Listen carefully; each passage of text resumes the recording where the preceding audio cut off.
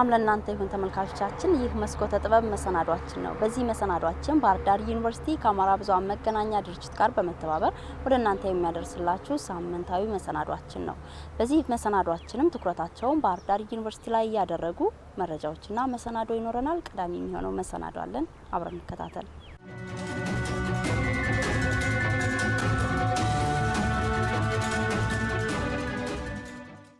ወደ መረጃችን የታሪክ አውደ ጥናት በባህር ዳር ዩኒቨርሲቲ ከሰሞኑ ተካሂዶ ነበር አውደ ጥናቱ ከዚህ በፊትም ተካሂዶ ነበር በተለይ ያሁኑ ለየት የሚያደርገው ደግሞ አውደ ጥናቱ ላይ የታሪክ ምሁራን ማህበር ለማቋቋም አላማ ያደረገ እንደሆነ መረጃው ያሳያል ዝርዝር ዘገባለን ታሪክ ትናንትን ከዛሬ የሚያስተሳስር የትውልዱን የቅብብሎች ሂደት የሚያፋጥን የተሞክሮችና የሁነቶች ድምር ውጤት ነው የማህበረሰብ ትውፊት ተመራማሪው ዲያቆን ዳንኤል ክብረት ምን ሀብት አለን ምን የለንም ምን በጎ ነገር አለን ምን በጎ ነገር የለንም ምን ይጎልናል ምን ሙሉ አለን የሚለውን አውቀን ከዛ ላይ መነሳት መቻል አለብን ከዛ ላይ ከተነሳ አንድ የድገትክን መንገድ ያፋጥነዋል ያቱም ያለህን ለመስራት እንደገና ተሞክር የሌለህን ለመስራት ነው ተሞክር ያለህን ካላወቁ ግን ያለህን እንደገና ስደግመው አሁን ዩኒቨርሲቲዎች ያለ ችግር ምንድነው ባህር ዳር ዩኒቨርሲቲ ውስጥ ምን ጥናት ተጠንቷል የመቀሌ ዩኒቨርሲቲ ያውቃል መቀሌ ዩኒቨርሲቲ ውስጥ ምን ጥናት ተጠንቷል የደብረ ማርቆስ ዩኒቨርሲቲ ያጣን አገሪቱ ለተመሳሳይ ጥናት 9 ቦታ ላይ አንድ አይነት ወጪ ታወጣለች እነዚህም ማወቅ የሚቻልበት እድል ቢኖር ግን የተደከመበት ላይ አደክም ሌላ ተሰራለ የረጅም ጊዜ የታሪክ ባለቤት የሆነችው ኢትዮጵያ ከአፍሪካ ብሎም ከዓለም ገናና ታሪክ አላት ይህ ታሪኳ ግን በትክክል እየተመዘገበላት አይደለም የሚሉት ደግሞ የታሪክ ጻፊው ኢንጂነር ታደለ ብጡል ናቸው ማንኛውም ቤት የሚገባው ከመሰረቱ ነው ለታሪክ መሰረቱ ደግሞ የጥንት ያለፉት የሰሩት ነው መጥፎም ከሆነ እሱም ያስተምራል ከመጥፎ ተምረን ጥሩን ይዛለን ጥሩም ከሆነ ደግሞ እንቀጥልበታለን ትውልዱ ምን ይማራል ነው ትውልዱማ ዛሬ አባቶቻችን ለምሳሌ አክሱምን ሐውልት ሰሩ ከአንድ ድንጋይ 33 ሜትር ቁመት ያለው በአራት በኩልም ቅርጽ ያለው 540 ቶን የሚከብድ ድንጋይ እንዴት አድርገው ቀረጹት እንዴት አድርገው አጓጓዙት እንዴት አድርገው ተከሉት የሚለውን አናውቅም ወጣቱ ትውልድ ታሪኩን እንዳይረሳ ከማድረግ አኳያ የከፍተኛ ትምህርት ተቋማት እየሰሩ አይደለም ምሁራኑም በዩኒቨርሲቲ የተገደቡ ሆነው ለብዙሃኑ ደርሰው የኢትዮጵያን ታሪክ ለትውልዱ አልተናገሩም ዲያቆን ዳንኤል ክብረት ወጣቱ ትውልድ ላይ ያለው ፈርደው ምሁራኑ ላይ ነው ፈርደው ምን ሰው ከቀረበለትን ነው የሚሆነው ምን ቀረበለት ምን ተሰጠውና ነው አሁን ለምንድነው ወጣቱ ትውልድ እንግሊዝ እግር ኳስ ወደደ ብለን ምን ወቅሰው እንግሊዝ እግር ኳስን እኮ ለማወቅ ዛሬ በጣም ቅርብ ነው በጣም ቅርብ ነው እኔ እኮ እዚህ ዩኒቨርሲቲ ውስጥ ካለው ፕሮፌሰር ይልቅ ሮናልዶ ይቀርበኛል በጣም ቅርብ ነው ለኔ ሞባይል ውስጥ አለ በጣም ቅርብ ነው በቴሌቪዥን ውስጥ አለ በቀላሉ ታገኘዋለህ ስለሱ ታሪክ ስለሱ ግቦች ስለ ዩኒቨርሲቲ ፕሮፌሰር ማን ነው የሚነግርህ ሩቅ ናቸው እኮ ለኔ እሳቸው ሮናልዶ ነው በጣም ቅርብ ነው ስለዚህ ሰው የቀረበለትን ነው የሚሆነውና አልቀረበለትም ወጣቱ ላይ ለመፍረድ በጣም ከባድ ነው ምሁራን ናቸው ያልሰሩት ምሁራን ደሴት ነው የፈጠሩት ዩኒቨርሲቲ የሚባል ደሴት ፈጥረው ነው የተቀመጡት ዩኒቨርሲቲዎች መውጣት አለባቸው ዩኒቨርሲቲ ኩሪ አይደለም ሆነ ያለበት ምንጭ ነው ሆነ ያለበት የታሪክ ተመራማሪው ፕሮፌሰር ባህሩ ዘውዴ በበኩላቸው የታሪክ ትምህርት ትኩረት ተነፍጎታል ለዚህም ምሁራኑ የበኩላችንን እንወጣለን ይላሉ በዩኒቨርሲቲ ደረጃ የሚሰጠው የአጠቃላይ የታሪክ ትምህርት ባለመኖሩ እና ደግሞ በተለይ ደግሞ ወደ ታሪክ ክፍለ ትምህርት የሚመጡት ተማሪዎች እየቀነሱ መሄድ ይሄ ትንሽ ችግር ውስጥ ከቶታል ማለት እንችላለን ነገር ግን ይህን ችግር ተወጥቶ አሁንም ከዚህ በፊት እንዳደረገው የኢትዮጵያን ታሪክ ለሕዝብ ለማስረዳት ኃላፊነቱን ይወጣል ብለን እናስባለን አጠቃላይ የታሪክ መጽሐፍ መማሪያ መጽሐፍ ማዘጋጀት ከዛ ደግሞ የባለሙያዎች የታሪክ ባለሙያዎች ማህበር ማቋቋም እነኚህ ሁለቱ በጣም ወሳኝ ነገሮች ናቸው ታሪክን የሁሉም ትምህርት ክፍሎች የስልጠና መስክ እንዲሆን ብሔራዊ የታሪክ ባለሙያዎች ማህበር ይቋቋማል የባህር ዳር ዩኒቨርሲቲ የማህበረሰብ ሳይንስ ፋኩልቲ ዲን ዶክተር ገድፍ አባዋ ተደራጀ ስራ እንዲኖረው በተናጥል ሳይሆን አገራዊ ጉዳዮች አገራዊ ፋይዳ ያላቸው ታሪክ ኢሹዎች ላይ በጋራ ግባት የሚሆን ነገር ኮንትሪቢዩት ለማድረግ ጉልህ አስተዋጽኦ ይኖራል። የዚህ ማህበር መመስረት የተቃና ታሪክ ለመጻፍ ታሪክን ለመጠበቅ አቅም ይፈጥራል የሚሉት ደግሞ የባህር ዳር ዩኒቨርሲቲ የታሪክና የቅርስ አስተዳደር ትምህርት ክፍል ኃላፊ መምህር አየለ ታሪኩ ናቸው። የተረቀቀ ዶክመንት አለ። እሱ ዶክመንት ላይ የጋራ ግንዛቤና የጋራ ስምምነት ዛሬ እንፈርማለን። ቀጥታ ወደ የሚመለከተው አካል ወስዶ ማጸደቅ ነው። የታሪክ ተመራማሪዎች የታሪክ ብሔራዊ የባለሙያዎች ማህበር በማቋቋም የኢትዮጵያን የታሪክ ገጽታ ለማሳደግ በሚቻልበት ሁኔታ በባህር ዳር ዩኒቨርሲቲ መክረዋል። ወደ መሰናዷችን ስናልፍ የዛሬው መሰናዷችን ትኩረት ያደረገው የህግ ተማሪዎች የመውጫ ፈተና ወይም ደግሞ ኤግዚት ኤግዛም ላይ ነው። ይህ ኤግዚት ኤግዛም የተጀመረው በ2003 ዓ.ም ሲሆን ለ5 ዓመታት የሚያክል ለህግ ተማሪዎች የመውጫ ፈተናው ወይም ኤግዚት ኤግዛሙ በሀገር አቀፍ ደረጃ የሚሰጥ ነበር። ይህ ኤግዚት ኤግዛም ከተጀመረ ጀምሮ ያሳለፈው ችግር እንዲሁም ያመጣው ስኬትስ ምን ይመስላል በሚል ከሰሞኑ በባህር ዳር ዩኒቨርሲቲ አውደ ጥናት ወይም ደግሞ ጥናታዊ ጽሁፎችም ቀርበው በሌሎች ሰዎችም ውይይትም ተካሂዶ ነበር በታዳሚዎቹ። ታዲያ ይህ ዝግጅት ምን ይመስላል ለሚለው ፍሬዘር አድማስ ደግሞ የሚመለከታቸውን አካላት ያናገረበት እንዲሁም ተማሪዎችና መምህራንንም ያወራበት መሰናዶ ይዞልን ቀርቧል። እሱን በጋራ እንከታተል። በከፍተኛ ትምህርት ተቋማት የትምህርት ጥራትን ለማረጋገጥ ልዩ ልዩ ተግባራት በመከናወን ላይ ናቸው። ሽፋን ላይ ትኩረት ካደረገ የትምህርት አሰጣጥ በጥራት ለማገዝ በተመረጡ የትምህርት ክፍሎች ተግባራዊ የተደረገው የመውጫ ፈተና ለዚህ ማሳያ ነው።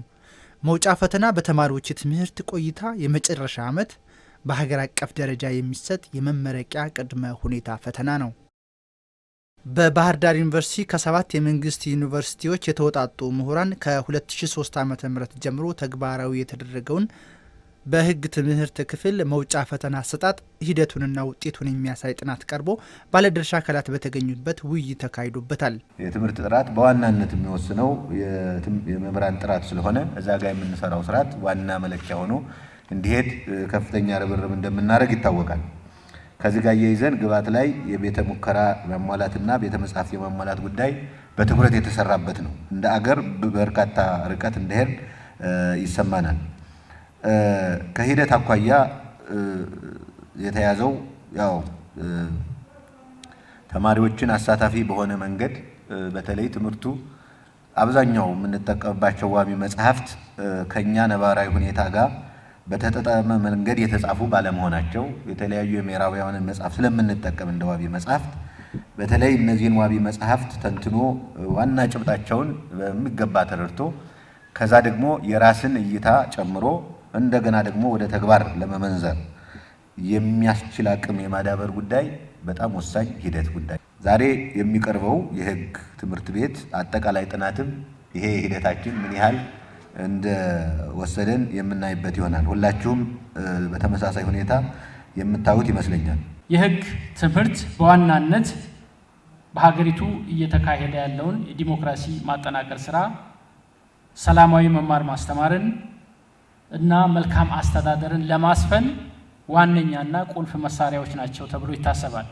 ከዚህም አንጻር በተለይም በ1999 የፍትህ ስርዓቱን የማሻሻል ስራ ከተሰራ በኋላ አንዱ እንደ አካሄድ የተያዘው የህግ ትምህርት ቤቶች አዲስ ካሪኩለም እንዲቀርጹ የማድረግና በዛ በአዲስ ካሪኩለም ቀረጻ ሂደት ደግሞ የካሪኩለሙን ብቃት ጥራት ለማረጋገጥ ምዘና ወሳኝ በመሆኑ ኤግዚት ኤግዛም እንዲሰጥ የሚል ዳይሬክሽን ማስቀመጡ ነው። በዛ መሰረት በተለይም ባለፉት 3 እና 4 ዓመታት በውን ተግባራዊ እየሆነ ያለው የኤግዚት ኤግዛም በአሁኑ ጊዜ ምን ደረጃ ላይ ነው ያለው የሚለውን ነገር ለመጠቆምና ይሄንን ተሞክሮ ወደ ሌሎች ዩኒቨርሲቲዎችና ሌሎች ዲሲፕሊኖችም ጭምር ለማስፋት ምን ጠቋሚ መንገድ አለ የሚለውን ነገር ለማመላከት በትምህርት ስትራቴጂክ ማዕከልና በተለያዩ ዩኒቨርሲቲ ምሁራን ጥናት ሲካሄድ ቆይቷል። የዛ ጥናት ውጤት ዛሬ ቫሊዴት የሚሆንበት ደረጃ ላይ ያለ ነው። መድረኩ በባህር ዳር ዩኒቨርሲቲና በትምህርት ስትራቴጂክ ማዕከል ትብብር የተዘጋጀ ነው። እስካሁን ድረስ ኤግዚት ኤግዛም ወይም ደግሞ የህግ መውጫ ፈተና ሲሰጥ ለ6ኛ ጊዜ ነው። ለ6ኛ ጊዜ ሲሰጥ እስካሁን ድረስ ምን ውጤት ነበረው?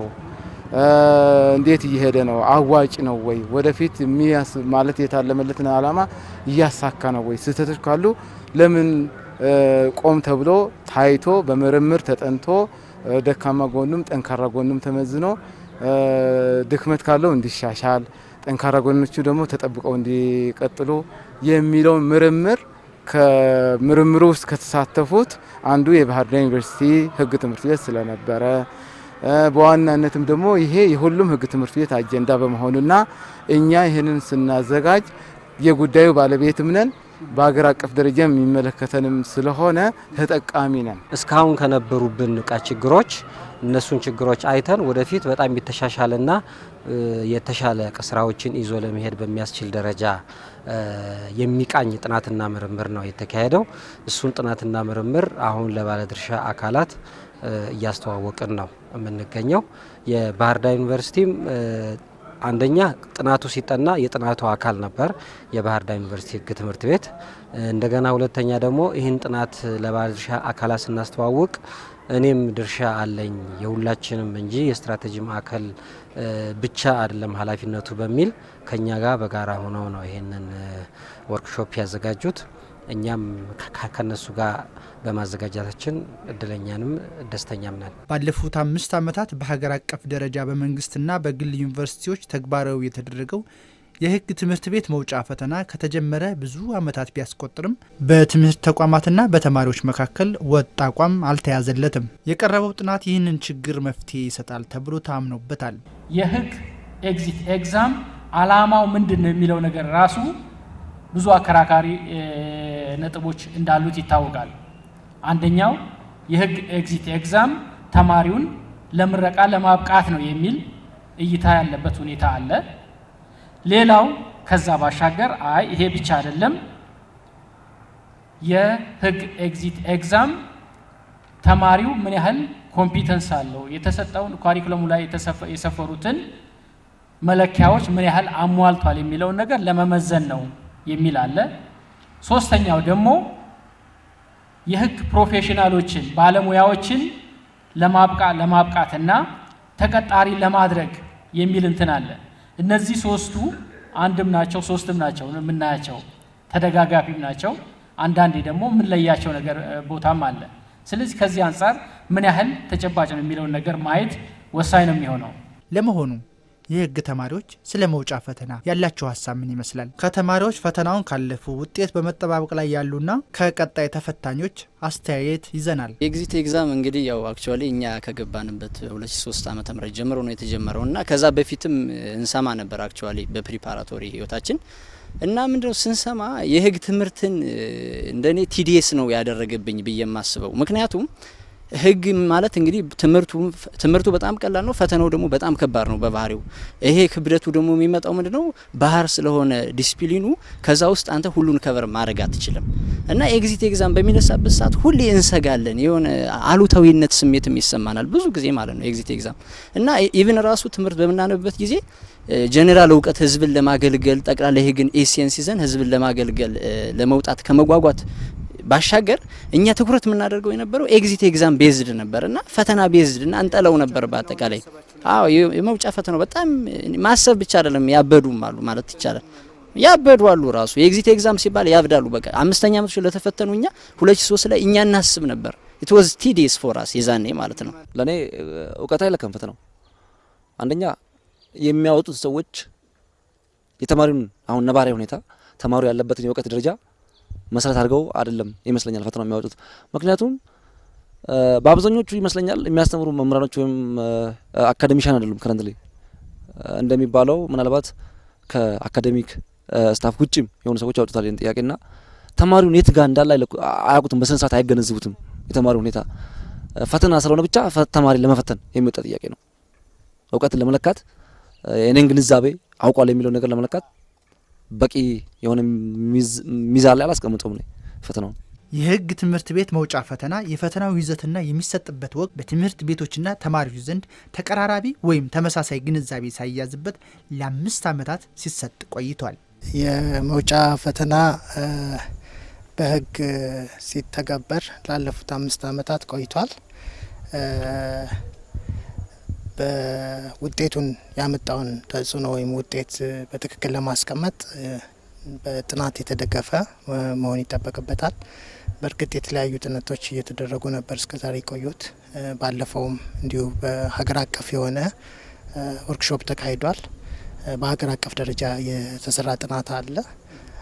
እሱን ጥናት መነሻ አድርገንና ከዚህ በፊትም በህግ ትምህርት ቤቶች ዙሪያ በተለይ መምህራን እና ተማሪዎች ከሚሰጡት አስተያየት ስንነሳ በጎ ተጽዕኖ እንዳለው ነው የምናስበው። ምክንያቱም የመውጫ ፈተና በመምጣቱ ተማሪዎች የግድ ውጤት ተኮር ብቻ ሳይሆኑ ማግኘት የሚገባቸውን እውቀት፣ ክህሎት እንደሚገባ መያዛቸውን ለማረጋገጥ ወደ ኋላ መለስ ብለው ትምህርታቸውን ወይም የተማሩትን ትምህርቶች የሚከልሱበት ሁኔታ ነው የተፈጠረው። ስለዚህ ከአመት የተማሪዎች ኮሚትመንት እየጨመረ ነው የመጣው። አንዳንዶቹ ጥያቄዎች ምናልባት እውቀት ሊለኩ ይችላሉ። አንዳንዶቹ ጥያቄዎች በአብዛኞቹ ግን ያለማወቅህን ለመለካት የወጡ ነው የሚመስሉትና በአብዛኛው እኛ ስታነብ ከፈተናው ይልቅ የምታነበው ሲቹዌሽን ነው የሚያስጠላው። ኦልሞስት 3 ወር 2 ወር ታነባለ። የዛን ጊዜ ያለው ሁኔታ ምንድነው?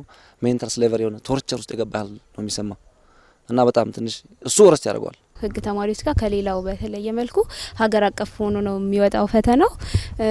ከፍሬሽ ጀምሮ አይዲያው አለን፣ ተነግሮናል ኤግዛም እንደምንፈተን። ግን ለኔ የሚመስለኝ 5ቱንም አመት የተማርናቸውን ሜጀር የሆኑ ኮርሶች ነው የምንፈተነው ምናምንና እንድናስታውስ እንድናነብ ምናምን ይረዳናል። 5 አመት ትምህርታቸውን ጨርሰው የሚፈተኑት መውጫ ፈተና በባህሪው የኛን ትምህርት የሚለካ ሳይሆን ኢንሲደንታሊ አንተ ለምሳሌ አሁን ብዙ ጊዜ ከዲስፕሊኑ ውጭ የምታውቃቸው ነገሮች ሊኖሩ ይችላሉ። ብዙ ጊዜ ማለት ነው በዲስፕሊን በትምህርት ማታገኛቸው ማለትም ትምህርቱን አንብበህ ኮርሶችን በሙሉ ዴሊቨር አድርገህ እንኳን ማታገኛቸው ነገሮች፣ ነገር ግን በቀላሉ በወሬ በምንም ወቅታዊ ነገሮች ናቸው ብዙ ጊዜ የሚመጡበትና እኔ የህግን ተማሪ የህግን እውቀት ይፈትናል ብዬ አላስብም። እንደኔ ባለፈው የተፈተነውን ፈተና ማስታወስ እንችላለን።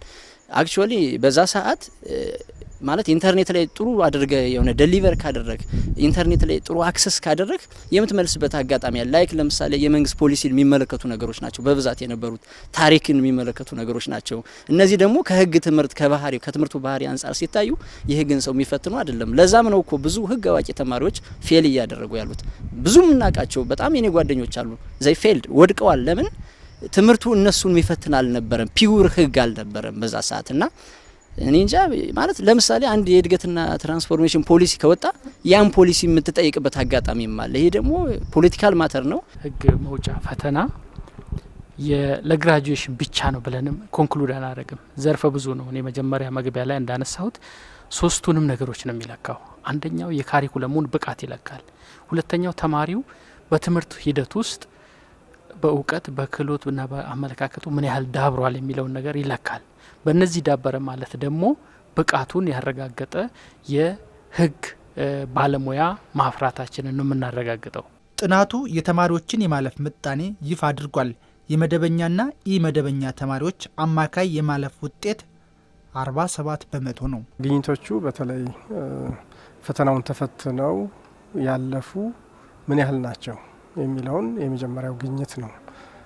ይህንን በአጠቃላይ ኤግዚት ኤግዛም ወይም ደግሞ የመውጫ ፈተና ከተፈተኑት ከ3000 በላይ ከሚሆኑ ተፈታኞች ውስጥ 47% ብቻ ነው ያለፉት።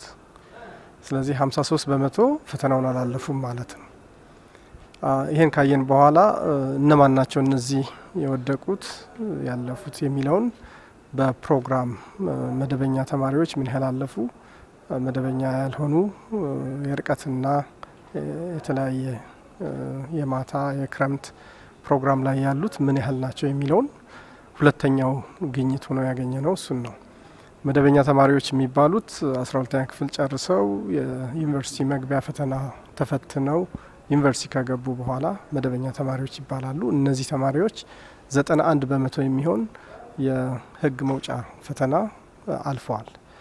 ስለዚህ የወደቁት 9% ብቻ ናቸው ማለት ነው። ሌሎቹ ፕሮግራሞች ግን ከዚህ በተለየ ሁኔታ በጣም ጥቂት ተማሪዎች ናቸው ያለፉት። በግኝቱ ትንተና የማለፍ እድላቸው አናሳ ሆኖ የተገኘው በኢመደበኛ ተማሪዎች ዘንድ ነው። ሁለት ምክንያቶች አሉ። አንደኛ የተማሪዎቹ መጀመሪያውንም የዝግጅት ብቃት ለመማር ዩኒቨርሲቲ ውስጥ ገብቶ ተምሮ ተፈላጊውን የሆነ ክህሎት ይዘው የመውጣት ብቃት ሁለቱም ፕሮግራሞች ይለያያሉ። መደበኛው ተማሪ ሲገባ ከፍተኛ የሆነ የመግቢያ ውጤት ይዞ ነው የሚገባው። ስለዚህ ብቃት ያላቸው ተማሪዎች መደበኛ ተማሪዎች ውስጥ አሉ ማለት ነው። በዛኛው መልኩ ደግሞ ስናየው የመግቢያ ውጤቱ አነስተኛ ሆኖ ብዙ ተማሪዎች የሚቀበሉበት ስርዓት እንዳለ አንዱ ትልቁ ምክንያት ብለን የወሰድነው እሱ ነው። ከዛ ባሻገር ከገቡ በኋላ ያለው የትምህርት ስርዓቱና የድጋፍ ስርዓቱ አናሳ መሆኑ፣ በተለይ በርቀት ትምህርት የሚማሩ ብዙ ጊዜ ትምህርታቸው ላይ የመቆየት እድሉ አነስተኛ ነው የሚሆነው። መደበኛ ተማሪዎች ላይ ስናይ ግን መደበኛ እንደ ስሙ እንደሚያሳየን ሙሉ በሙሉ ሌላ ስራ የላቸውም። ቀኑም ሙሉ የሚሰሩት ትምህርታቸው ላይ ነው የሚያተኩሩት እና ለትምህርት የሚሰጠው ጊዜና አስፈላጊውን ድጋፍ በሁለቱም ፕሮግራሞች የተለያየ መሆኑ እዚህ ትንተና ላይ አይተነዋል። እዚህ ላይ የኢመደበኛ ፕሮግራም ባህሪውን ግምት ውስጥ ማስገባት ይጠይቃል። ይሄ ማለት በአካል ከተማሪዎች በፊት ለፊት ገለጻ በሚኖራቸው ቆይታ በጣም አጭር ነው የሚሆነው፣ እንደ መደበኛው አይሆንም።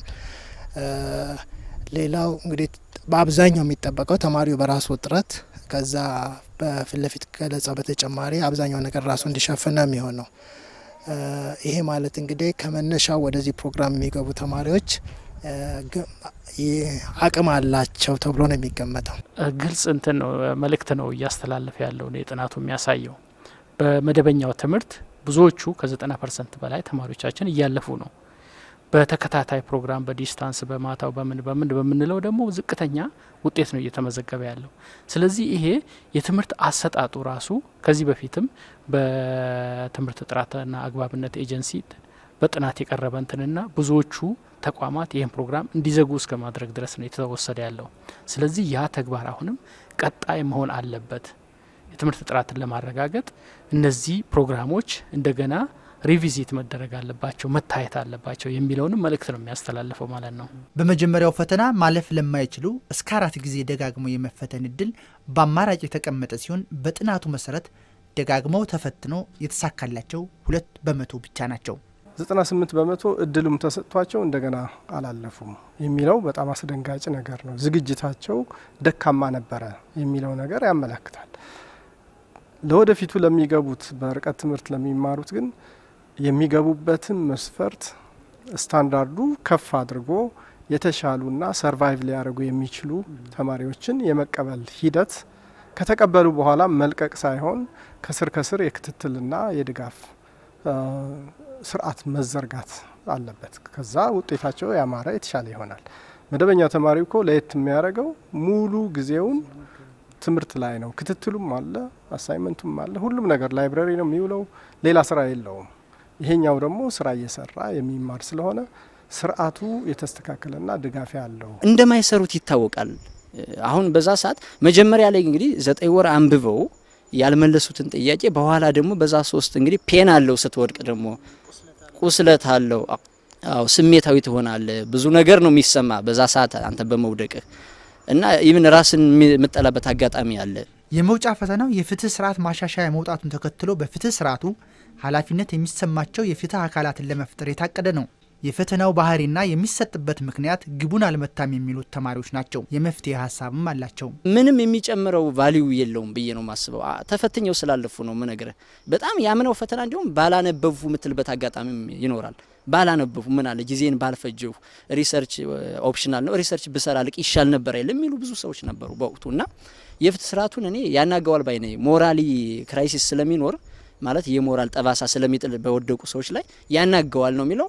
ምክንያቱም አንድ ሲስተም ሁሉም ባለሙያ ኦልሞስት 75% ባለሙያ ተስማምቶ ሲስተሙ በሚያወጣው ፖሊሲ ስትራቴጂ መሰረት መሽከርከር ካልቻለ ያን ነገር ያቀደውን እቅድ አቺቭ ሊያደርግ ወይም ደግሞ ሊያሳካ አይችልም። ከዛ ይልቅ የሚሻለው ምናልባት እንዲው አይቀር ማለት ይሄ ኳሊፊኬሽኑ አይቀር ከተባለ በየአመቱ ቢሰጥና በየአመቱ የሚሰጠው ደግሞ ተማሪውን ለማስተማርና ራሱን ወደ ኋላ ተመልሶ እንዲያይ ለማድረግ ቢሆን ጥሎ ያን ተማሪ ሌላ ክራይሲስ ውስጥ ከማስገባት ወይም ጉዳት ውስጥ ከማስገባት ራሱ እንዲማርበት ቢደረግ እና ከወደቀ በኋላ ደግሞ የወደቀበት ሜካኒዝም ቢታይ ስለወደቀ አንድ ስራ ላይ ጆይን አታደርግም ወይም አትቀጠር ማለቱ ቢቀር የተሻለ ነው። አንደኛ ሀገር ያንን ተማሪ ለማስተማር በኮሌጅም ሆነ በዩኒቨርሲቲ 5 አመት ብዙ ቢያንስ አሁን ብዙ ዶላር ነው የምታወጣው። እንግዲህ በእኛ ሀገር የኢኮኖሚ ሁኔታ ደግሞ ለአንድ ተማሪ 20 ሚሊዮን ተማሪ ያለበት የሚባለው ሀገር ውስጥ ለአንድ ተማሪ ይህን ያህል ዶላር ማውጣት ኢስ ቬሪ ዲፊካልት ከባድ ነው ብዬ ነው ማስበውና እንደዛ ያለ ቢስተካከል የተሻለ ነው ብዬ ነው ማስበው። እውቀታችን የሚለካው በደንብ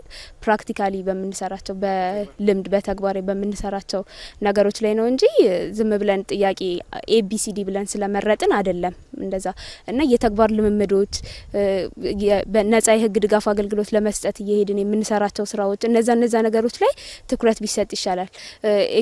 የመውጫ ፈተና ወይም ኤግዚትን ለማስፈተን የሚወጡ ወጪዎች አሉ። የወረቀት ምናምን ፈተናውን የሚያወጣ ሰው እንደዚህ ነው ከፍተኛ ወጪ ለዛ ከሚመደብ ይልቅ ፕራክቲካል ወይም የተግባር ስራዎች ላይ ልክ የምስለ ችሎት ውድድሮች ላይ ነጻ አገልግሎት ድጋፍ የመስጫ ነገሮች ላይ እነሱ ላይ ብናተኩር የተሻለ ይሆናል ብዬ አስባለሁ። 5 አመት መምህር ሲፈትነው ብቁ እየሆነ መጥቷል።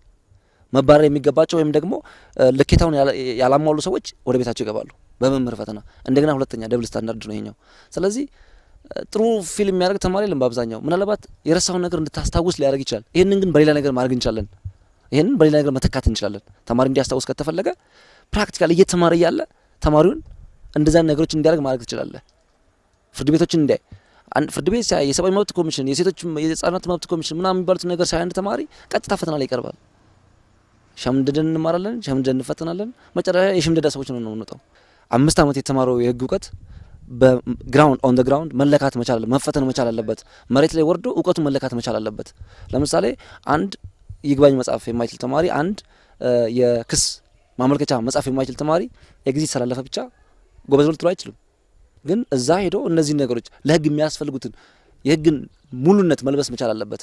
ማንም መላበስ የህግን ገጸ ባህሪ ሙሉን ማወቅ መቻል አለበት እና ዲፌንስ ማድረግ ካልቻለ ይግባኝ መጻፍ ካልቻለ አንድ ተማሪ ኤግዚት ኤግዛም ስላለፈ ብቻ ብቁ ነው ብዬ አላስብም። ግን ፕራክቲካሊ መፈተን መቻል አለበት። አሁን በሞጁላር የትምህርት አሰጣጥ ስርዓት አንዱና ዋነኛው የተቀመጠው እንትን እያንዳንዱ ተማሪ እያንዳንዱ ኮርስ በወሰደ ቁጥር ሰርቲፋይ መሆን አለበት ይላል። ያንን ገና አልተገበርንም። ወደፊት የምንሄድበት ነው የሚሆነው። የህግም አንዱ ፓርት ነው፣ የዚህ ፓርት ነው። በሌላ መልኩ ደግሞ መጨረሻ ላይ አንድ የምንሰጣት ፈተና ነችና ያለችው ተማሪው በስርዓተ ትምህርታችን ደግሞ ተከታታይ ምዘና ነው የሚደገፈው የሚል እንትን አለ። ከዛ ጋርም በመጠኑ ይጋጫል የሚሉ እንትኑ እዚህ ላይ ባይታይም አለ እንትኑ። ስለዚህ እነዚህ አሁን አንድ ጠቋሚ መልእክት ነው እዚህ ላይ ያገኘ ነው። ለወደፊት ኮምፕሬሄንሲቭ በሆነ መልኩ ሌሎችንም ባማከለ መልኩ ጥናት ተደርጎ ተማሪዎች ለወሰዷቸው ኮርሶች ሁሉ ሰርቲፋይ የሆኑ ሰርቲፊኬት እያገኙ የሚሄዱበት በሰርቲፊኬቱ መቀጠል አልችልም ካለ ደግሞ ወደ ስራው ዓለም የሚገባበትንም ሁኔታ የሚያመቻች ሂደት ነው እንዳጠቃላይ የተያዘውና ይሄ አንዱ ፓርት ነው ብለን ብንወስደው የሚሻለው። አጥኚዎቹ ምክረ ሀሳባቸውን ለታዳሚዎች አቅርበዋል። በአጠቃላይ ይሄ ጥናት የሚያሳየው ምንድነው? መደበኛ ተማሪዎች ጥሩ ውጤት ስላመጡ እንደገና መደበኛ ያልሆኑት ደግሞ ሌሎች ፕሮግራሞች ውጤታቸው ዝቅተኛ በመሆኑ ምክንያት ፕሮግራሙ እንዲፈተሽ ይሄ አሰጣጡ የርቀት ትምህርቱ አሰጣጥ ስርዓቱ እንዲፈተሽ የሚል አንደኛው ሪኮሜንዴሽን ወይም ምክረ ሀሳብ ነው። ሌላኛው ግን ኤግዚት ኤግዛም ወይም የመውጫ ፈተና ሆኖ መቀጠል አለበት ወይስ የላይሰንስ ወይም ደግሞ የሙያ ፈቃድ መስጫ ሆነው እንዲያገለግል ቢደረግ ይሻላል የሚለው ሁለቱም ለማየት ሞክረናል። ሁለቱም ያስኬዳል የሚል ድምዳሜ ላይ ነው የደረስ ነው። መውጫ ፈተናም ሆኖ መቀጠል ይችላል። ምክንያቱም የኳሊቲ ወይም የጥራት ማረጋገጫ የትምህርት ስርዓቱ ጥራት ማረጋገጫ ሆኖ ሊያገለግል ስለሚችል፣ በሌላ መልኩ ደግሞ ዩኒቨርሲቲዎች ራሳቸው የሚሰጡት ኪሙሌቲቭ ጂፒኤ ልክ እንደ መውጫ ፈተናው ተመጣጣኝ የሆነ የመመዘን ብቃት አለው። ስለዚህ እያንዳንዱ ዩኒቨርሲቲ የራሱ የሆነ ተማሪ ማስመረቅ ይችላል። የተመረቁት ደግሞ በኋላ ኤግዚት ኤግዛም ወይም ደግሞ ላይሰንሲንግ ኤግዛም ሊሰጣቸው ይችላል። እነዚህ ሁለቱ እኛ መወሰን አንችልም። ሁለቱንም ክፍት አድርገን ውሳኔ ለሚሰጡ ባለሙያዎችም ሆኑ የፖሊሲ ሰዎች ክፍት አድርገን ነው። ከነዚህ ሪኮመንዴሽኖች በመነሳት ደግሞ አዋጭ ነው ወይስ አዋጭ አይደለም የሚለው ሌላ ፎረም ይፈልጋል። በዚህ መድረክ ላይ የምንወስነው ጉዳይ አይደለም። ይሄ ግን እንደ አመላካች ፖይንት እነሱ የሚያቀርቡት ጥሩ መልእክት እንዳስተላለፈና ትክክለኛም እንደሆነ በሀገሪቱ ደረጃ ተመሳሳይ የሆነ የምዘና ስርዓትን ያስተገበረ ነው የሚለው ነገር አለ። ስለዚህ ይሄ ሁኔታ ለሌሎቹም ትምህርት አይነቶች ምሳሌ ሊሆን ይችላል የሚለው አመላካች ነገር ስላለ ውሳኔው ላይ ግን በኋላ የምንደርስበት ነው የሚሆነው። ይሄ መውጫ ፈተና ከህግ ትምህርት ክፍል በተጨማሪ በሕክምናና በምህንድስና ትምህርት መስኮችም ተግባራዊ የተደረገ ነው። በሌሎች የትምህርት ዘርፎችም ተመሳሳይ የጥራት ማረጋገጫ ስራዎችን ለመስራት እቅድ አለ። የቀረበው ጥናት እስካሁን የነበሩትን ለማሻሻል ለቀጣዩ የተሻለ ተሞክሮ ለመቀመር እድል ይፈጥራል። ተመልካቾቻችን የዛሬው የመስኮተ ጥበብ መሰናዷችን ይህን ይመስል ነበር። ቤተልሔም አድማሱ በትውውቁ፣ ፍሬዘር አድማስ በዝግጅቱ ከካሜራ ባለሙያዎቻችን ጋር በጋራ በመሆን ነበር ወደ እናንተ እያደረስን አብረን ቆይታ ያደረግ ነው። ሳምንት በሌላ ዝግጅት እንጠብቃችኋለን። እስከ ሳምንት ሰላም።